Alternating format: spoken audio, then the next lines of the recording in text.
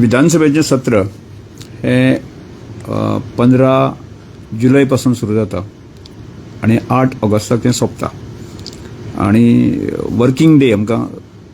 21 working day मेळटा आणि ह्या संदर्भात ती आजूबाजू चर्चा जाल्ली. आज कॅबिनेटाक मुख्यमंत्र्यांनी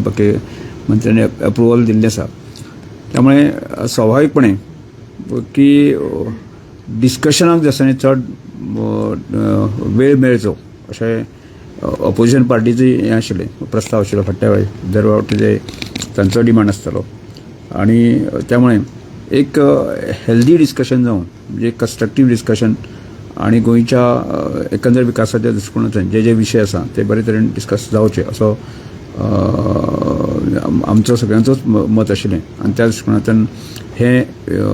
अधिवेशन जे आसा एक 21 दीस चलचें अशी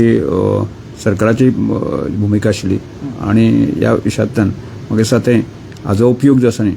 की विरोधी आणि सत्ताधारी अशा दोन्ही विभागांत वेवस्थीत करून घेवचो आणि जेणे करून गोंयचो योग्य तरेचो विकास जावचो अशें म्हाका दिसता.